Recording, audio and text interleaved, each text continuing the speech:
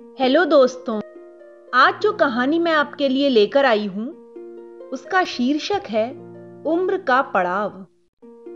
बड़े तो बच्चों को सराह सराह कर प्रोत्साहित करते हुए बड़ा करते हैं, लेकिन इसी प्रोत्साहन की जरूरत बड़ों को भी होती है। यह बच्चे बड़े होते ही भूल जाते हैं किस उम्र में इंसान के जज्बात, कुछ करने के मंसूबों को मर जाना चाहिए, ये कौन तय करेगा। इसी बात को उजागर करने वाली आज की हमारी कहानी है। तो आइए सुनते हैं उम्र का पड़ाव। वृंदा के दिमाग की नसें फट रही थीं। जिनको वो अपने कह रही थी, उन्होंने जता दिया कि ये जमाना बदल गया है, वो पुरानी हो गई हैं। आज की नई पीढ़ी खुद को मानसिक तौर पर कुछ ज्यादा ही समझदार समझ रही है। उनको लगता है कि माँ बाप पुराने जमाने के हैं। एक उम्र के बाद उनको कुछ काम शोभा नहीं देते। उनको अपने शौक मार देने चाहिए। ये नहीं करना चाहिए, वो नहीं करना चाहिए। वृंदा सोच रही हैं, जिन्हें मैंने सब कुछ सिखाया, आज वो मुझे सिखाने निकले हैं। पर उन्होंने ठान लिया वो पुराने कबाड़ सी घर के कोने में नहीं पड़ी रहेंगी। आज घर में उनके कदम रखते ही दोनों बेटों और बहुओं के चेहरे पर अजीब सा भाव आ गया, जैसे वे कोई गलत काम करके लौटी हों। उन्होंने टीवी ऑन किया तो बड़े बेटे का पारा चढ़ गया। टीवी बंद करके मां के सामने बैठ गया। मॉम, ये सब क्या है? आप आजकल कुछ ज्यादा ही बिजी रहने लगी हो। घंटों मोबाइल में व्यस्त, इतने सारे फ्रेंड्स, कभी कोई घर पर आ जाते हैं तो कभी आप कहीं चली जाती हो। और ये कपड़े, कुर्ती, लेगिंग्स तो कभी जीन्स टॉप, ये क्या नए नए शौक पाल रखे हैं? उम्र का तो ख्याल कीजिए। और ये लिखना विखना आपके बस की बात नहीं। फालतू में टाइम पास मत कीजिए। आपकी बहुएं भी शिकायत कर रही हैं। सासू मां भजन कीर्तन की उम्र में अब हमसे बराबरी कर रही हैं। और आज भी आप सुबह से गायब थीं। न कुछ बताकर गईं, न फोन उठा रही थीं।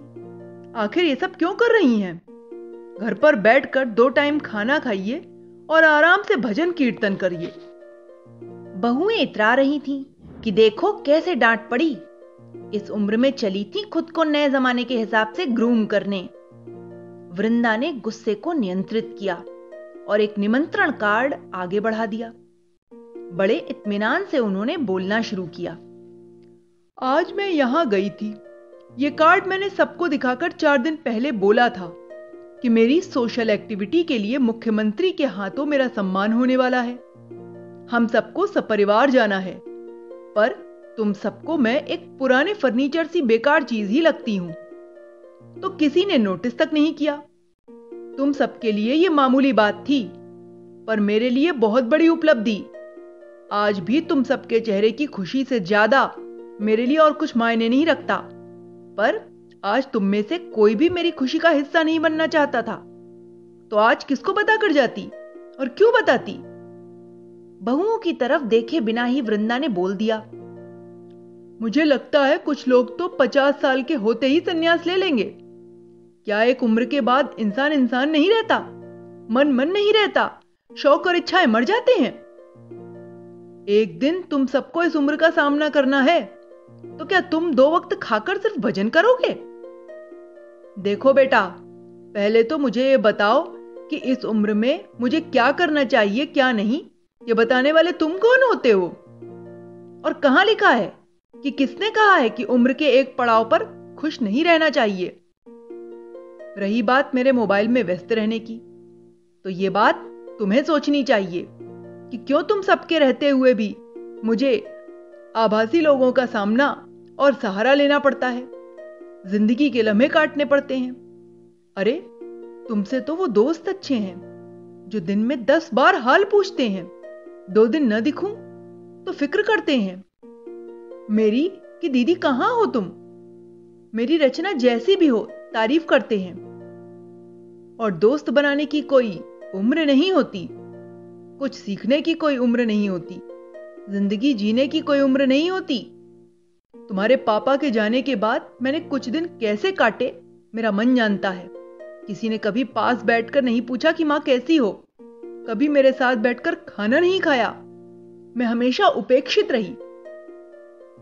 मोबाइल जैसी छोटी सी मशीन से जो अपनापन मिला, वो अगर तुम सबसे मिलता तो आज मैं तुम्हें पूछने की ये नौबत नहीं आनी देती। जिंदगी की आखिरी सांस तक इंसान इंसान ही रहता है और एक मासूम बच्चा हर इंसान के भीतर ताउम्र जीता है। हर किसी को अपनी जिंदगी अपने तरीके से जीने का पूरा हक है। तुम इतने भी बड़े नहीं हो गए कि अपनी मां को सिखाओ कि उसे कैसे जीना चाहिए। वृंदा ने सब पर गहरी नजर डालते हुए आगे कहा, अगर मेरा अपनी मर्जी के मुताबिक जीना किसी को पसंद नहीं तो कल से अपना इंतजाम कहीं और कर लो। ये घर मेरे पति का है, ये जिंदगी मेरी खुद की है।